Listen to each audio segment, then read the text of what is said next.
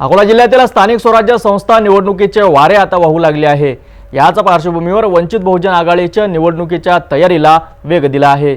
अकोला जिल्ह्यातील वंचित बहुजन आघाडीचे समन्वयक माजी आमदार ॲडव्होकेट नतीकुद्दीन खतीब यांच्या नेतृत्वाखाली पदाधिकाऱ्यांनी महत्त्वपूर्ण बैठक पार पाडली। अकोला जिल्ह्यातील जिल्हा परिषद, पंचायत समिती, नगरपालिका, नगरपंचायत आणि महानगरपालिका निवडणुका जवळ येत आहेत। या निवडणुकांच्या पार्श्वभूमीवर वंचित बहुजन आघाडीने रणनीती आखण्यास सुरुवात केली आहे।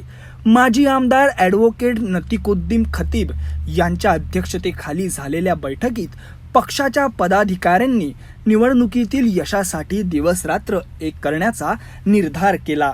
ॲडव्होकेट नतीकुद्दीन खतीब यांनी जिल्ह्यातील तालुका आणि महानगर स्तरावरील परिस्थितीचा आढावा घेतला आणि पदाधिकाऱ्यांशी चर्चा करून त्यांचे मत जाणून घेतले। कार्यकर्ताओं चाहता कि मुझे पंचायत समिति में टिकट मिली, जिला परिषद का टिकट मिले। ये भी बात सही है कि कार्यकर्ता ने करना चाहिए, पर हमको भी ये सोचना चाहिए कि हमारी आज सही में क्या पोजीशन है और आज हमको वो लड़ने के बजाय हम कैसा चुना कर आ सकते हैं और हमारे पक्ष का कौन सा आदमी चुन कर आ सकता है, उसके बारे में हम सीरियसली सोचे।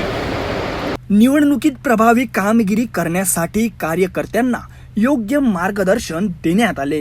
म्हणजे ते प्रभावी आहेत, आढावा घ्यायला आले म्हणून आपण जागरूक असं नाही व्हायला पाहिजे। याच्या अगोदरही आम्ही निवडणुकीला आदरणीय राजेंद्र भाऊ आहे, पराभूत होणार आहे ना। निवडणूक आहे, आपण जिंकतो लढतो।